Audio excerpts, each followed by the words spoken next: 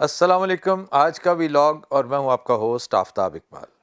خواتین و حضرات، آج گفتگو کے آغاز میں چند انتہائی بیکار اور فروئی نوعیت کی باتیں، مثلاً مریم نواز کا طیارہ اور اس کے گورے پائلٹس.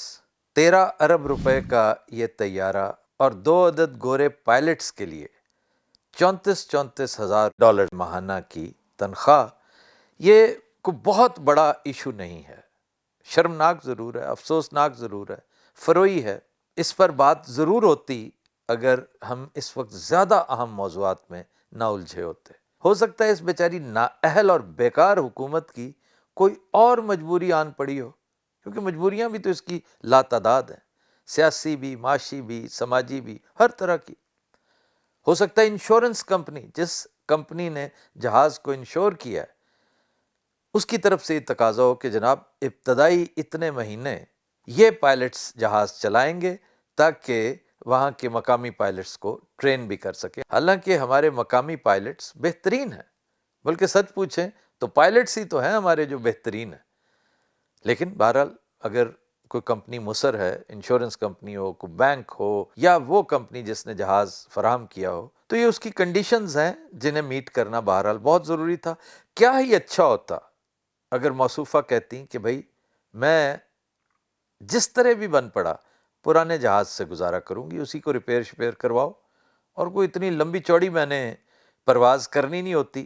یہ جو 1-2 دفعہ میں ادھر ادھر گئی ہوں، یعنی دور کی ڈیسٹینیشنز، مثلا کبھی اگر سوئٹزرلینڈ جانا پڑتا ہے، برازیل تک جانا پڑتا ہے، آسٹریلیا جانا پڑتا ہے، تو بہت ساری ایئر لائنز ہیں، ان کی سروسز سے فائدہ اٹھا لوں گی. اس وقت میرا ملک اس قدر شدید دھچکے کا متحمل نہیں ہو سکتا. 13 ارب روپوں سے 2 مہینے کے لیے فلاں فلاں فلاں کام ہو سکتے ہیں، لیکن بہرحال انہیں توفیق نہیں ہوئی. اور میں نیا جہاز ضرور لوں گی اگر آئندہ کبھی اللہ نے جینونلی موقع دیا اور میں فارم 47 نہیں 45 پہ جیت کے آئی، تب اچھا جہاز ضرور لوں گی. اور ہوتا ہے بعض اوقات دل چاہتا ہے اپنے آپ کو ریوارڈ کرنے پہ، لیکن ان سے کچھ بھی توقع کی جا سکتی. جو شخص فارم 47 پر ملی فتح ایکسیپٹ کر سکتا ہے، یعنی چوری کی ٹرافی لے کر پوری دنیا کو دکھا بھی سکتا ہے، اس سے آپ کیا توقع رکھتے ہیں؟ لیکن شاید انہیں اس بات کا علم ہو چکا ہے کہ آئندہ باری کبھی نہیں ملے گی. یہ بات طے ہو چکی ہے. اب معاملات کہیں اور جاتے نظر آ رہے ہیں. چنانچہ یہ سوچ کر ہو سکتا ہے موصوفہ نے کہا ہو کہ چلو جاتی بہار کا جہاز ہی صحیح. ہیں جی، میرے موصوفہ کے ساتھ سیاسی، نظریاتی اور کسی حد تک شخصی اختلافات ضرور ہیں، جو کسی کے ساتھ بھی ہو سکتے ہیں. کم از کم اس جہاز کو موضوع سخن میں نہیں بنا سکتا. تاریخ میں ان کی ابدی بے عزتی، بلکہ لاہوری زبان میں اگر کہا جائے تو ابدی بیزتی کے لیے ان کا ٹک ٹاک اور پولیس کی وردی والا ڈفانگ ہی کافی ہے. خان سے متعلق انتہائی حد تک آمیز باتیں ہی کافی ہیں، اور مرحوم ارشد شریف سے متعلق جو ٹویٹ انہوں نے کیا، بعد میں واپس لے لیا تھا، لیکن بہرحال وہ ٹویٹ ہی کافی ہے. خیر، اس حوالے سے کوئی کسر خان صاحب نے بھی نہیں چھوڑی، کیونکہ وہ بھی ان سب کا گھر خوب پورا کیا کرتے تھے، اور شاید یہی وجہ ہے کہ آج بھگت بھی رہے ہیں. اب آئیے اصل موضوع کی طرف، یعنی جنگیں، 2 عدد جنگیں. وہ جنگ جو اس وقت جاری ہے اور وہ جو ابھی جاری ہونے والی ہے. یہ دونوں جنگیں کنورج ہونی ہیں. میں آپ کو ڈیلی بتایا کروں گا. بہت ناگوار بھی گزرے گا بہت سے دوستوں کو کہ یار یہ کل بھی بتائی آپ نے، پرسوں بھی بتائی. یہ اب ڈیلی، یہ آپ کی سزا ہے کہ یہ ڈیلی آپ سنیں گے، کیونکہ آپ بھول جاتے ہیں. تو یاد رکھیے 2 عدد فالس فلیگ آپریشنز ہونے والے ہیں. دیکھا نا، جنگیں اگر 2 ہیں تو یہ کیسے ہو سکتا ہے کہ فالس فلیگ 1 ہو؟ 1 عدد فالس فلیگ 9/11 کے لیول پر ہوگا. ظاہر ہے بڑے لوگوں نے کرنا ہے تو بڑی گیم ہی کرتے ہیں. وہ پچھلی دفعہ بھی کیا تھا اور کس کامیابی سے اسے ہضم بھی کر گئے. اس لیے کہ جب میڈیا آپ کا ہو، اینکر آپ کے ہوں، تو پھر ہر چیز ہضم ہو جاتی ہے. پہلا فالس فلیگ موسٹ پروبیبلی اسرائیل کرے گا، اور یہ کوئی 9/11 کے لیول کا بہت بڑا فالس فلیگ ہوگا. ہو سکتا ہے انٹینسٹی میں اس کا لیول نہ میٹ کر سکے، کیونکہ وہ تو بہت ہی بڑا تھا نا، وہ تو الٹیمیٹ تھا، اور وہ اس وقت کیا جب کوئی سوچ بھی نہیں سکتا تھا.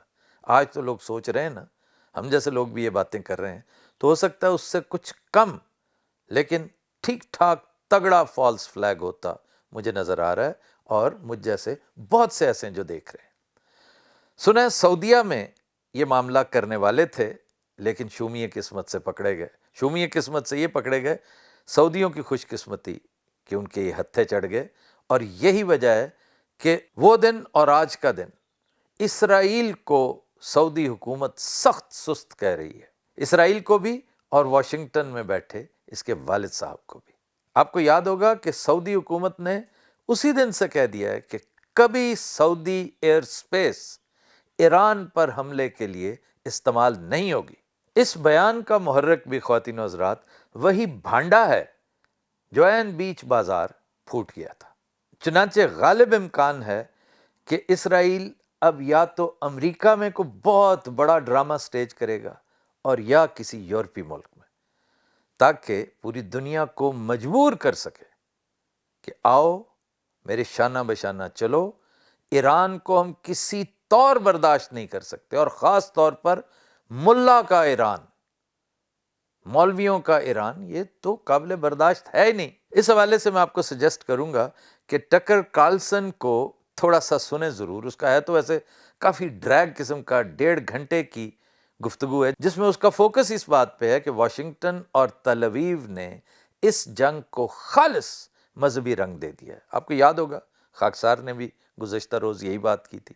خیر، اگر آپ میں دم خم ہے، آپ ایک طویل گفتگو برداشت کر سکتے ہیں، روزہ رکھ کے مزید مشقت کر سکتے ہیں، تو ٹکر کارلسن کا یہ تازہ ترین پوڈ کاسٹ ضرور دیکھیے گا۔ بھارت کا فالس فلیگ یہ کوئی نئی بات نہیں، بے شمار دفعہ میں اس کا تذکرہ کر چکا ہوں۔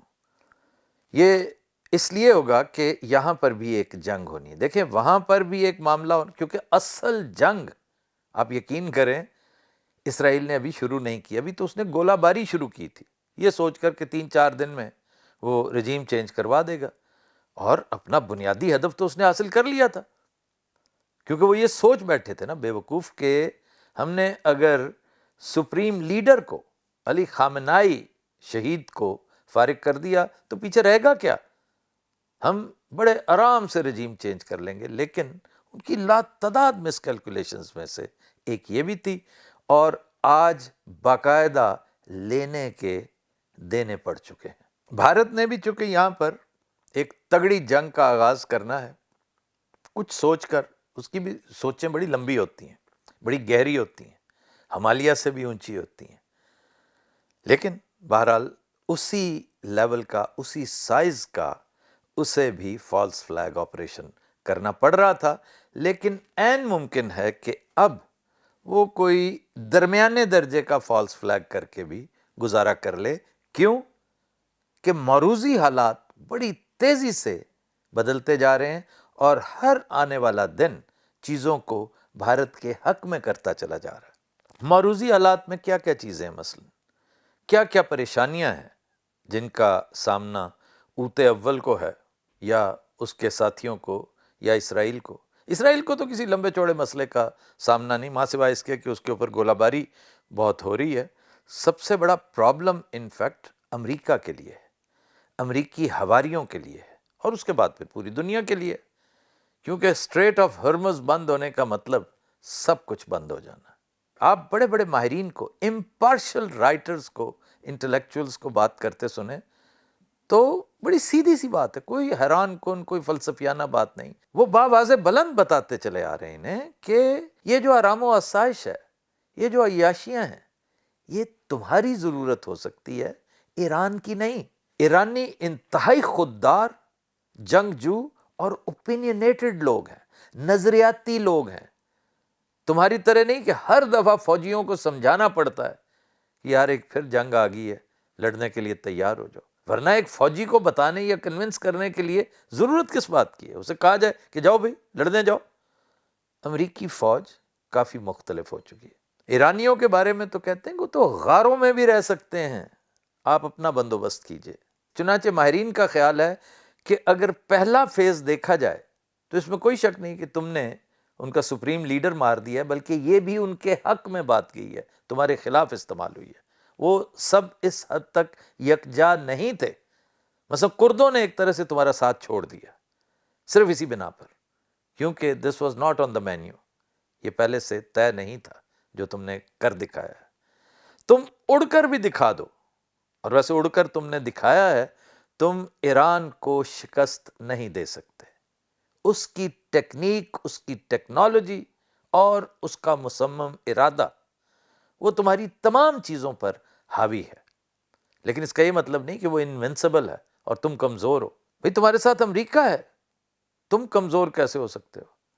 لیکن امریکیوں کے بھی مسائل ہیں، وہ بھی بیڑا نہیں بھیج سکتے، اپنا ایئر کرافٹ نہیں بھیج سکتے، میزائلوں کے ساتھ معاملات نہیں کر سکتے۔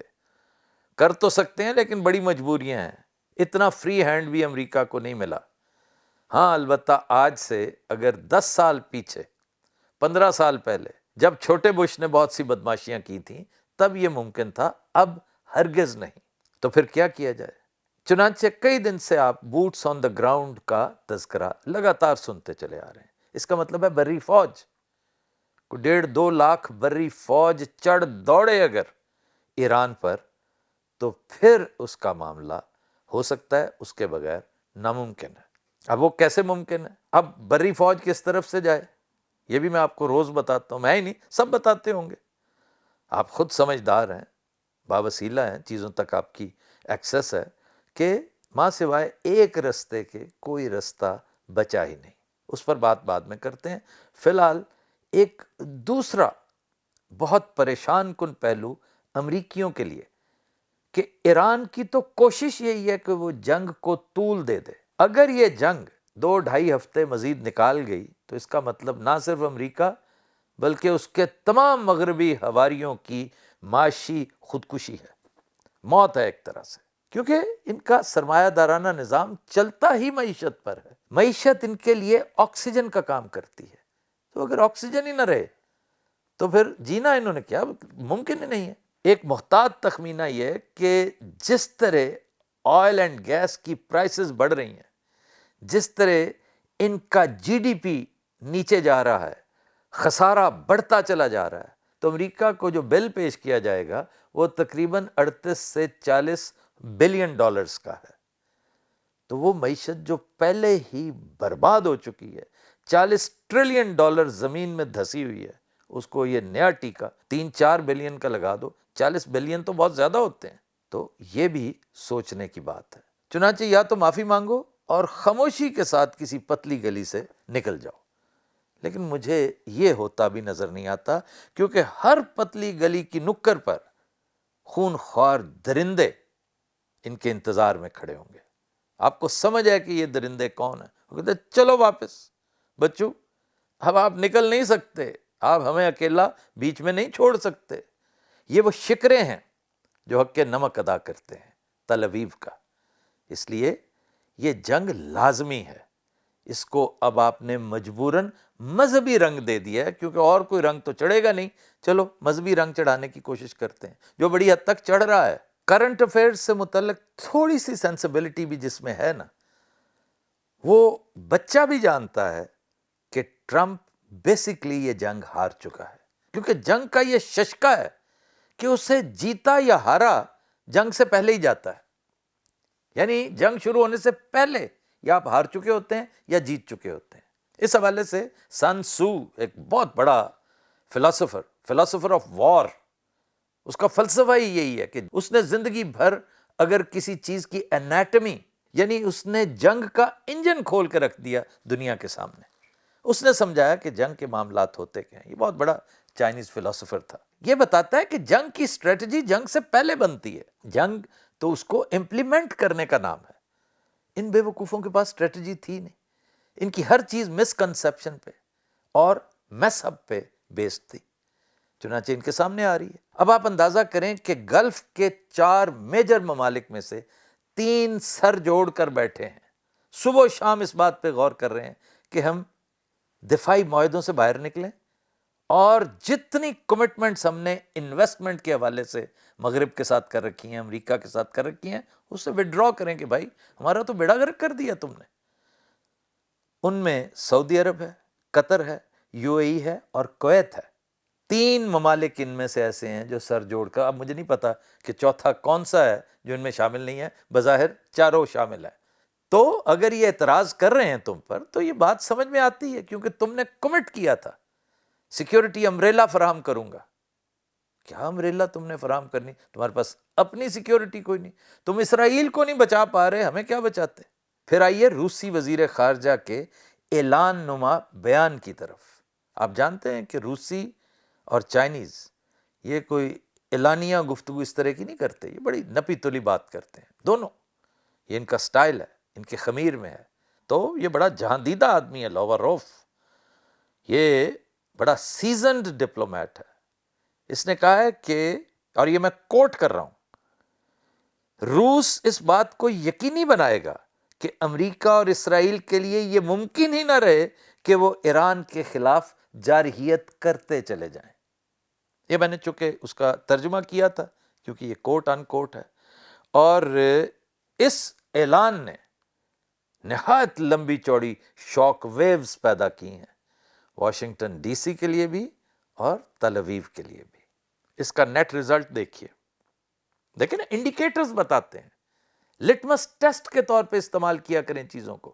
آج اخبار پڑھیے، یہ میں ان دوستوں سے کہہ رہا ہوں جنہیں دلچسپی ہے، جیسے آپ کو کرکٹ میں دلچسپی ہے تو آپ اس میں گھسے رہیں گے، اگر آپ کو خبر کی دنیا میں اور خاص طور پہ کرنٹ افیئرز میں دلچسپی ہے تو آج جو چیزیں آپ نے سنی، موٹی موٹی 5-6 چیزیں سلیکٹ کر کے رکھ لیں اور کل کا انتظار کریں اور اسی ادھیڑ بن میں رہیں کہ اس کا ریئیکشن میں نے دیکھنا ہے کہ اب اس کا ریئیکشن کیا ہوگا۔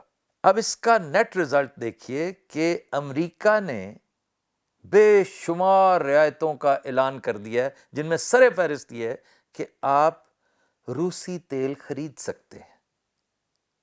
پہلے سنا تھا یہ، پہلے سوچا تھا یہ کبھی کہ آپ اپریل تک چلیں، چونکہ حالات ایسے بن چکے ہیں کہ ادھر سے اسٹریٹ آف ہرمز یہ ہوگے۔ اسٹریٹ آف ہرمز کا تو آج معاملہ ہوا نا، انڈیا تم سے بغیر پوچھے لگاتار خریدا چلا جا رہا تھا، آج تم نے صرف گونگلوں سے مٹی جھاڑی ہے اسے اجازت دینے کی، پہلے وہ تم سے پوچھ کے لے رہا تھا، اور اس نے ملینز آف بیرلز خریداری کر لی ہے۔ وہ تو اس دور میں جب تم انتہائی سختی کر رہے تھے، وہ روس سے کروڈ آئل لے کے اپنی ریفائنریوں میں اس کو مصفہ کر کے مہنگا کر کے پوری دنیا کو بیچ رہا تھا۔ چنانچہ یہ صورت احوال ہے، اس کو کہتے ہیں کہ آپ کا وزن ایک دم کس قدر ہلکا پڑ جاتا ہے، سچویشن آپ کو کہاں سے کہاں لے آتی ہے۔ بات روسی وزیر خارجہ کی ہے تو لگے ہاتھوں سعودی وزیر خارجہ کی باتیں بھی سن لیجئے۔ اس نے بھی ٹکا کے ذلیل و خوار کیا ہے اسرائیل کو۔ یہ تم نے کیا بدماشی شروع کر رکھی ہے؟ تمہاری ذلت آمیز پالیسی کے سبب جو کچھ تم نے غزہ میں کیا، جو ظلم کا بازار گرم کیا ہوا، پوری دنیا تمہارے خلاف ہے، اور تم اتنا کچھ کر چکے ہو کہ وہ تمہیں ٹکنے نہیں دے رہا، اور اب تم زبردستی پوری دنیا کو ڈریگ کر رہے ہو بشمول ہمارے۔ یہ بھی کافی بڑا انڈیکیٹر ہے اگر آپ میں تھوڑی سی سمجھ ہے، لیکن آپ یقین کیجئے کوئی سمجھ بوجھ سے کام نہیں لے گا، کیونکہ جب کوئی ہیل بینٹ ہو نا، میں روزانہ یہ فریز استعمال کرتا ہوں، اگر کسی نے تہیہ کر لیا ہو، مصمم ارادہ کیا ہو کہ میں نے یہ ضلالت کرنی ہی کرنی ہے، تو پھر اسے کوئی نہیں روک سکتا۔ جو اللہ سے نہیں ڈرتا وہ میرے اور آپ سے کیا ڈرے گا؟ تو پھر کیا کرے گا امریکہ، کیا کرے گا اسرائیل؟ بوٹس آن دا گراؤنڈ، اس کے علاوہ چارہ کوئی نہیں ہے۔ دیکھیں قدرت کے کھیل، دیکھیں قدرت کا سکرپٹ، دیکھیں، بہت دور نہ جائیں، ماریو پیوزو کی بات نہ کریں، ہمارے اپنے ملک میں جو ماریو پیوزو ہیں، میں چاہتا ہوں کہ ہمارے ڈرامہ رائٹرز کم از کم ہمارے ملک کے یا انڈیا کے جو فلم رائٹرز ہیں وہ غور کریں کہ اللہ تعالیٰ کا سکرپٹ کیسا شاندار ہے کہ آپ کیچ 22 پوزیشن میں ایسے پھنسیں کہ آپ چاہیں بھی تو نکل نہیں پائیں گے۔ سبحان اللہ۔ یعنی اگر بوٹس آن دا گراؤنڈ کے لیے کوئی پیسج ہے، کوئی رستہ ہے، تو ہمارے بلوچستان کی طرف سے بیٹھے بٹھائے خام کا ہمارا معاملہ بیچ میں آ گیا۔ اب کچھ لوگ سمجھیں گے جی یہ دیکھیں نا اچانک ہماری شامت آ گئی، اور کچھ لوگ کہیں گے یار بیٹھے بیٹھے ہماری ایک اور لاٹری نکل آئی، بلکہ یوں کریں گے، یوں کر کے بتائیں گے یار لو جی ایک اور لاٹری نکل آئی، کیونکہ لاٹریاں بہت نکلتی ہیں ہمارے دوستوں کی. یہ الگ بات ہے کہ جب لڈیاں ڈال چکے ہوتے ہیں تو پھر نظر پڑتی ہے کہ نہیں ایک زیرو اگے پیچھے ہو گیا. اکثر ایسا ہوتا ہے ان کے ساتھ. تو فی الحال تو لاٹری کا سما ہے، اور اس پر ایک انکشاف بھی میں تھوڑا سا کروں گا آگے چل کے، وہ بھی دیکھیے ہوش ربا ہے. آج کی تازہ ترین یہی ہے کہ تمام ہاکس نے مطلع کر دیا ہے ڈونلڈ ٹرمپ کو کہ بھائی چوں کرو چرا کرو، جو مرضی کرنا کر لو، لیکن ہمیں یہ جنگ جیتنا ہے، ہمیں یہ فتح چاہیے ہر قیمت پر، اور اس کے لیے ہمیں بوٹس آن دا گراؤنڈ کے لیے ہمیں جو کرنا پڑے ہم کرنے کو تیار ہیں. اب دور کی گوٹی جو ہے اس کی طرف نیتن یاہو کا دھیان تھا، اور مودی صاحب ہر چالاک پلیئر کی طرح، ہر اچھے شکاری کی طرح اس کے گرد اسکیونجرز کی طرح چکر بھی کاٹتے نظر آئے آپ کو کہ بھائی بولو، حکم کرو، ہمیں بتاؤ، ہمارا کام تم آسان کرو، ہم تمہارے لیے شکار کیے دیتے ہیں. تو دروغ بر گردن راوی جب وائٹ ہاؤس میں یہ تفصیلی بریفنگ دی گئی کہ جناب بوٹس آن دا گراؤنڈ کے علاوہ اور ہمارے پاس کوئی حل ہے ہی نہیں، اور اس کے لیے رستہ صرف اور صرف سیستان ہے، اور سیستان داخل ہونے کے لیے وہ حصہ جو پاکستان کے پاس ہے اسے بلوچستان کہتے ہیں، اس کے علاوہ اور کوئی چارہ کار نہیں ہے. تو اس پر اسٹیٹ ڈپارٹمنٹ نے، پینٹاگن نے اپنے گڈ آفیسز استعمال کیے، اور شنید ہے کہ مبینہ طور پر ہماری حکومت اس بات پر کم از کم تیار ہو چکی ہے کہ اگر ہماری کنڈیشنز پوری کر دیں تو ہم آپ کی یہ بات تو مان سکتے ہیں کہ آپ بوٹس آن دا گراؤنڈ ہمارے ذریعے، یعنی ہماری طرف سے ہوتے ہوئے ہمارے برادر ہمسایہ ملک پر چڑھ دوڑیں، کیونکہ اس نے بہت تنگ کر رکھا ہے. اس کی وجہ سے امن عالم کو شدید خطرہ لاحق ہے، اور ہم چونکہ بورڈ آف پیس کے ممبرز ہیں اس لیے ہماری بھی کچھ ذمہ داریاں ہیں، اور ہم یہ ذمہ داریاں کما حقہ پوری کرنے کے لیے اسی طرح تیار ہیں جس طرح ہم نے آپ کو بڈ بیڑ کی ایئر بیس نہیں دی تھی، جس طرح ہم نے آپ کو شمسی ایئر بیس نہیں دی تھی، جس طرح ہم نے آپ کو شہباز ایئر بیس نہیں دی تھی، حتیٰ کہ جس طرح ہم نے آپ کو ایبٹ آباد والے کمپاؤنڈ سے اسامہ بن لادن کی لاش لے جاتے ہوئے ایک حیرت انگیز لک نہیں دی تھی. یہ بھی ہماری مجبوریاں تھی نا. تو مجبوریوں کے سبب مسائل ہوتے ہیں ہمارے لیے، یعنی دنیا کا امن ہماری بھی تو ذمہ داری ہے نا. ہیں جی، بس آپ ہمارے یہ مسائل حل کر دیں تو آپ کے پرابلمز ہم اسی طرح سنبھال لیں گے جس طرح ہم گزشتہ 78 سالوں سے سنبھالتے چلے آ رہے ہیں، نوکر کی تو نخرہ کی. چنانچہ مبینہ طور پر پینٹاگن نے کہہ دیا ہے کہ آپ کی فراخ دلی کا بہت شکریہ، آپ نے جس روایتی بھائی چارے کا مظاہرہ کیا ہے اس کو ہم اپریشیٹ کرتے ہیں. جو ہی اوت اول نے فیصلہ کر لیا، سگنیچرز ہو گئے، تو ہم آپ کو خدمت کا موقع ضرور دیں گے. اپنی حکومت کو، حکمرانوں کو پیش نظر رکھتے ہوئے نہ جانے کیوں ہمارا دھیان اس طرف جا رہا ہے کہ ہم نے یہ تو کہہ دیا ہوگا کہ ہم خدمت کے لیے حاضر ہیں، بلکہ اس طرح کر کے کہا ہوگا حاضر ہیں. یہ بھی کہا ہوگا کہ یہ دیکھیں ابھی چند دن پہلے ہم نے آپ کو کہاں جا کے، گو کہ یہ بیچارہ مطلب ہے شہباز شریف نے تو سلوٹ نہیں کیا تھا نا، یہ سلوٹ اس سے کروایا گیا تھا، کیونکہ شہباز شریف تو اس سے بھی زیادہ کچھ کرنے پہ تلا ہوا تھا. اسے کہو بھائی ہاتھ والا رکھو، صرف سلوٹ مارنا اور سچ مچ وہ نہ کرنے لگ جانا جو کارٹونز میں یا میمز میں نظر آتا ہے. وہ تو اس پہ بھی تیار ہو جاتا بیچارہ، اس کی تو سمجھ ہے ہی نہیں، اور واقعی نہیں ہے، وہ بالکل اس طرف سے معاف ہو چکا ہے. کیونکہ جس شہباز شریف کو میں جانتا ہوں وہ آج سے 15 سال پہلے کافی نارمل ہوا کرتا تھا، یا کم از کم اس سے بہتر ہوتا تھا. آج کل تو وہ جو کچھ کرتا چلا جا رہا ہے اس سے اندازہ ہی نہیں ہوتا کہ یہ وہی شخص ہے. خیر، عین ممکن ہے کہ پینٹاگن کو بھی، اسٹیٹ ڈپارٹمنٹ کو بھی، کانگریس کو بھی، یا وہاں کے لابسٹس کو بھی یہ کہہ دیا گیا ہے کہ بھائی جان ہماری طرف سے بتا دو کہ ہم فی الحال آدھا کام آپ کا کر رہے ہیں، کہ رضامندی ہم نے شو کر دی ہے لیکن مفتہ نہیں لگنے دیں گے اس دفعہ. دیکھیں مہنگائی بہت ہو چکی ہے، بڑا لگا لیا مفتہ آپ نے. پرویز مشرف کا شروع کیا ہوا وہ سور کا شکار، وہ ہمیں 150 ارب ڈالرز میں پڑا ہے، حاصل اصول ٹکے کا نہیں ہوا، اور گالیاں تم ہمیں الگ دیتے ہو. فی الحال تو ہم آدھا کام کر رہے ہیں، اور وہ ہے صرف رضامندی، یعنی ہم آپ کا کام کر دیں گے آپ بھی تو کچھ کیجئے نا. اور دوسرا یہ کہ بھارت کو سمجھائیں, اسے خام خواہ زحمت نہ دیں, اسے کہیں کہ یار تم جاؤ کچھ اور کر لو. یہ کیا ہر دوسرے دن تم یہ بے وقوفی شروع کر دیتے کہ آؤ جنگ کریں جنگ کریں؟ یہ کیا بات ہے؟ تم بلی کیوں کر رہے ہو ہمیں؟ ہم نہیں لڑنا چاہتے تمہارے ساتھ, تم ہمارے ہمسائے ہو, ہمارے ساتھ اچھے ماحول میں گزارا کرو. اب دیکھنا یہ ہے کہ اس آفر کا نتیجہ کیا نکلتا ہے, اس جنگ کا کیا بنے گا جو بھارت کی طرف سے آ رہی ہے. یہ انتہائی دلچسپ اسکرپٹ ہے. یقین کیجئے میں تھوڑا سا اسکرپٹ شناس ضرور ہوں, میں اس لیے یہ گزارش کر رہا ہوں کہ چیزوں پر نظر رکھیے. چلتے چلتے شبنم شکیل کا ایک انتہائی بے ضرر لیکن برمحل شعر سنتے جائیے. کہتی ہیں, آدھی مان چکی ہوں اس کی, آدھی بات پہ اڑی ہوئی ہوں. آپ سے ملاقات ہوگی انشاءاللہ نیکسٹ ولاگ میں. انٹل دین اللہ حافظ و ناصر.